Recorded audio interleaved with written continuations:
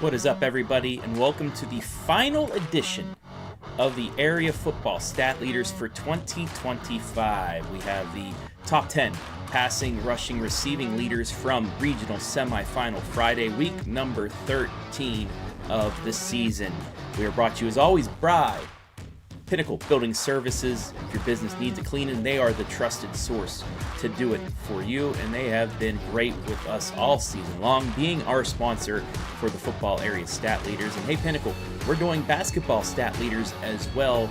After Christmas, we'll get started with that. So if you want to continue being a sponsor for stat leaders, let us know. If not, any other sponsors, right here, there's my email. Give me a holler, and we'll get you set up to be our next stat leader sponsor. But we have a little bit of work left to do for the football season. We know for sure we're going to have 2 teams playing for the Final Four, maybe even more, but these players are some of the reasons why they are in this position. So without further ado, the passing leaders from regional semifinal Friday right here, most from our coverage of the OH report as well, and here they come right now. Our top 10 passers. First, number 10, Peyton Baker, the two-headed monster from the Colonel Crawford Eagles. 2 completions, 42 yards, 21 yards per completion, but he's more known for his running ability, and I think we'll see him later on here in this stat leader segment as Crawford knocking off Centerburg in the heart of Ohio to advance to the Region 23 championship game. That'll be on the OH Report on replay coming up Friday night. How about Cary Baby? They're still in it. They're playing for a regional championship. And Trip Phoenix, one of the main reasons why, 2 completions, 43 yards, just like Colonel Crawford in the N10. They like to pass, they like to run the ball, but, you know, the passing game, you just got to do enough to open up the run game, and that's what Cary has been able to do so far in the postseason as they look to get back to the Final Four for the first time since 2021.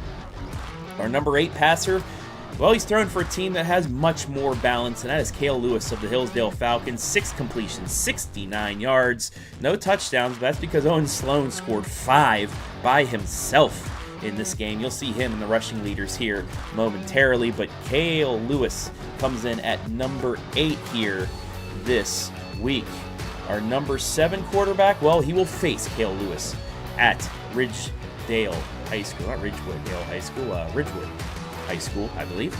Parker Proper of Danville, 8 completions, 70 yards and a touchdown. And just like I said, Danville, they love to run the ball, but now they got that pass game to open it up a little bit more, and that's why they had 2 50-plus point victories, and they did just enough to knock off number 2 seeded Waterford to get back to that Final Four rematch from a year ago with the Hillsdale Falcons. So our number 7 passer is Parker Proper. At number 6, Downton Bulldogs Carter Ignite. You saw the highlight on the pigskin and on the OH Report. Could not knock off Garraway, but put up a big fight.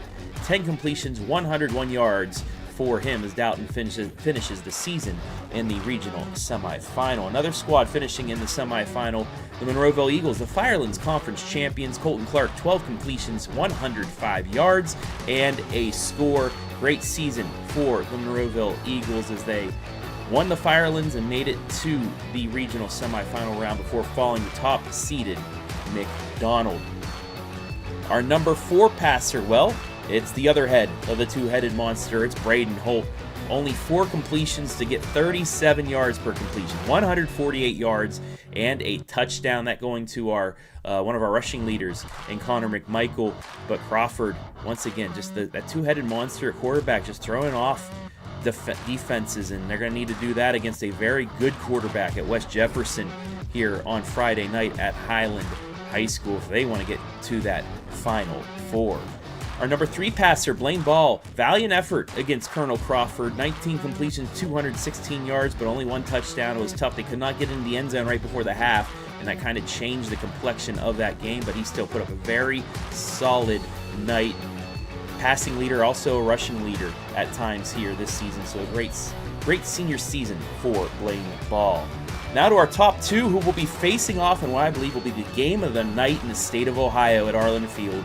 Number 2, Gallion in Region 14. Number 1, Shelby in Region 14 and Division 4. Aiden Schmidt, 15 completions, 222 yards, and a score as Gallion knocked off the defending D4 state runners-up in Perkins.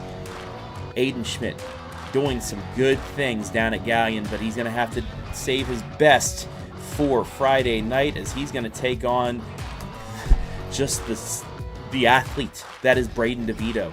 10 completions, 242 yards, and 3 touchdowns as Shelby once again rolled over Bath to get to the regional championship game. DeVito, not the only time you're going to see him tonight here on this Stat Leaders segment as he using the legs as well, but he finishes off as the number 1 passer on Friday night in week number 13. But I mean, I cannot wait to watch back that Shelby Gallion game. I will be calling the Hillsdale-Danville game with Jonathan Langan, another game that's going to be quite exciting, I believe. But Gallion and Shelby, the rematch that we all hope for after that week number 4 battle between the 2 teams. So there are your final top 10 passers for the 2025 season on these area Stat Leaders, but you know, they always they need somebody to catch those balls to give them the big numbers. So now it is time to present you with the receiving leaders in week number 13. And we start off, well, with our number 10 receiver, and that is Boston Ritter, the tight end from the Cary Blue Devils. 2 catches, 43 yards, and a touchdown. as they rolled again in the regional semis, making it to the championship as a low seed. But hey, it's Cary, baby, and they are rolling right now. Like I said, that Colonel Crawford, when we talked with Coach Merschman on Monday in the podcast, and it just seems like everybody is just molding together as one and playing very good football, and we'll see if they can get back to the Final Four on Friday night. Our number 9 receiver is one Aiden Mickley, and I mean, what a catch he had to end the first half that really got Danville back into that regional semifinal and end up winning that game against Waterford. What a catch there to end the first half and give Danville some life. 4 catches, 53 yards, and that score right there for Mr. Mickley, our number 9 receiver here this week. At number 8, Jacob Cochran. 1 catch, but good enough for 58 yards in our number 8 spot this week. You see a couple of these players do that, just like our number 7 receiver, which is Carter Kessler. 1 catch for 64 yards. You got these players that can just, they might not catch a lot, but they will give you that big play, and that is exactly what Carter Kessler did. Now to our number 6 receiver. It's the first time I get to say hey this week. Kane Hay, 6 catches, 64 yards in this touchdown. He got lit up, but hey, he got right back up as Galleon back into the regional championship round, where they will take on the Shelby Whippets. And, well, you see number 2 and Brady Bowman right there. Told you Connor McMichael was going to be in here as well. Well, this catch right here helped him get to 72 and helped him get to the number 5 receiver on the night. Nobody guarding him. That's not a good thing. You need to guard this guy, even if he's in the backfield or out to receive, because he can do something like that. Connor McMichael, that big touchdown reception really helped change the complexion of that victory over Centerburg in the heart of Ohio and put the Colonel Crawford Eagles into the regional championship round.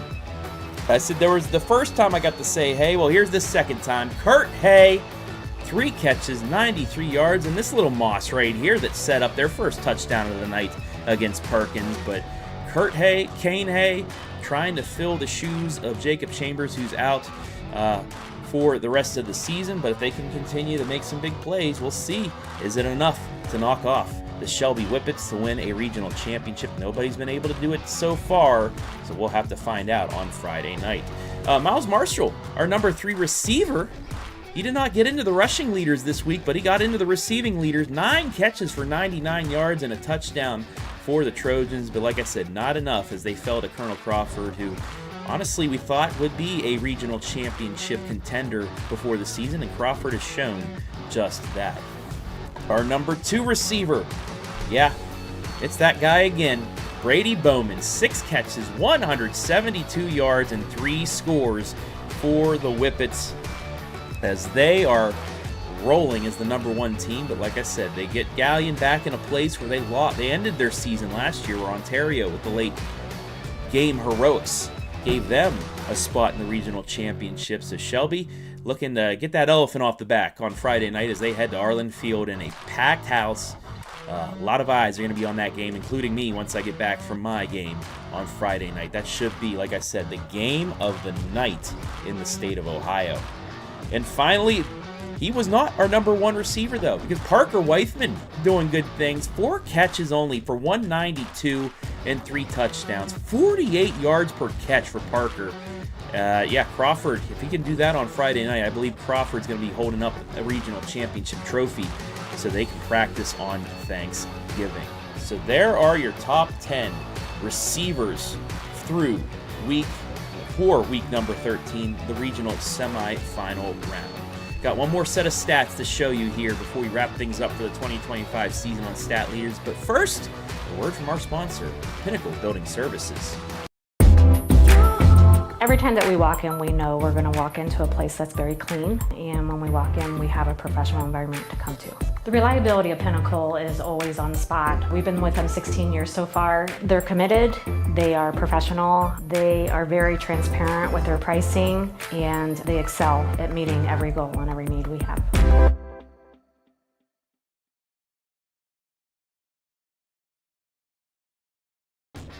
Once again, thank you, Pinnacle Building Services, for sponsoring the Stat Leaders all season long in 2025 for football. One final set of stats before we do wrap things up for the season here on the area Stat Leaders. It is the Bell Cows. It is the rushing leaders through week number 13, and here they are now.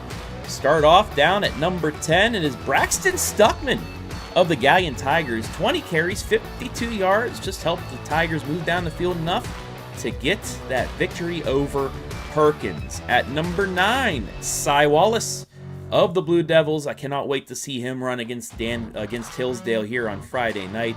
That's going to be a big game. We're going to have an extended pregame for that as well. We'll start about 6:35, 6:40.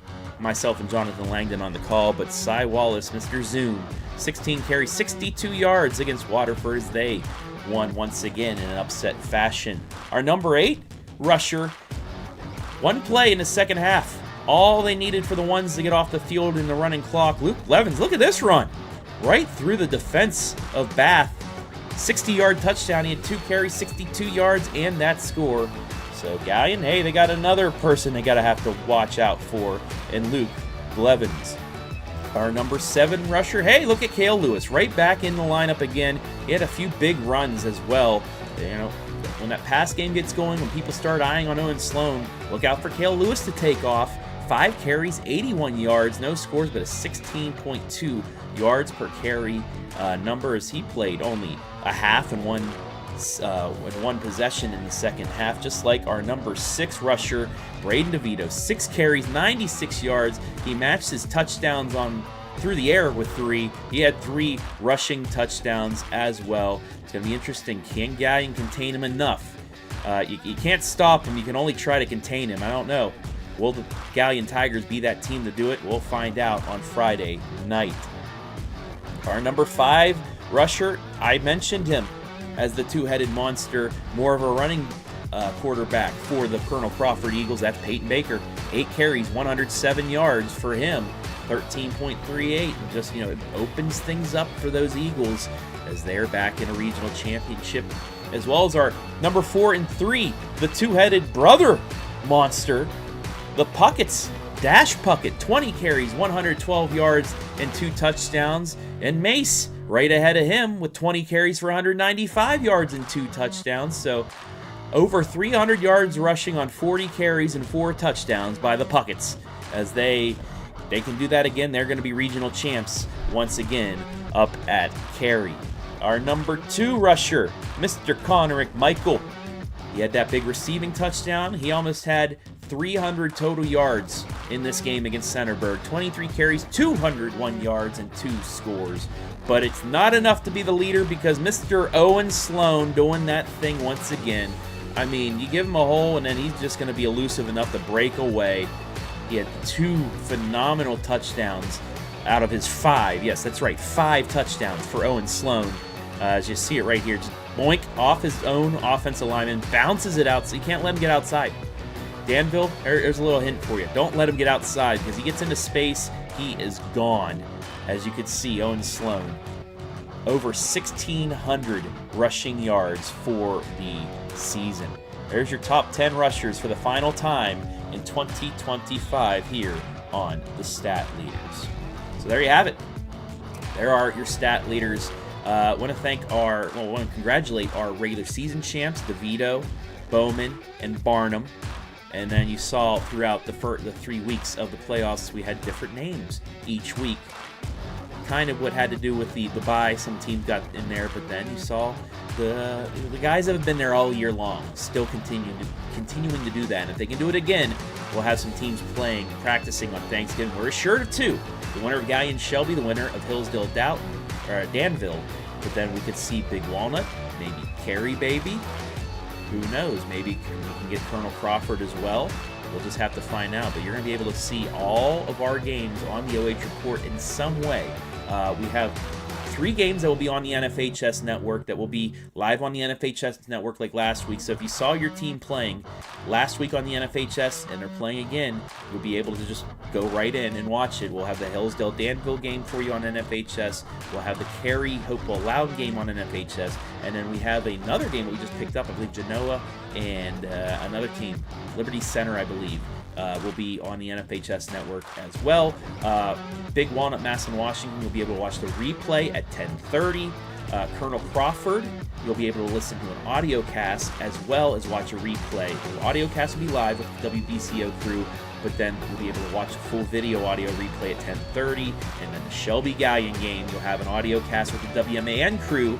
And then afterwards, we'll have the full video audio replay at 10:30. And then, we'll be back, like I said, at least 2 games you'll be hearing and seeing on the OH Report next week on Black Friday. So we're not done here, but for the stat leaders, we are done for the season. Once again, thank you very much, Pinnacle Building Services, for allowing us to bring you these great football players throughout the regular season. And, well, we still get to see them a couple more times and hopefully finish out at Canton's Hall of Fame Stadium the first weekend of December. But that is it for me. I am Big League Berardi, K-Mac Trav, former K-Mac Trav, all those names. I want to thank you guys for watching all season long, but I'm out of here. I will see you down at the Hillsdale-Danville game on Friday night. But until then, peace.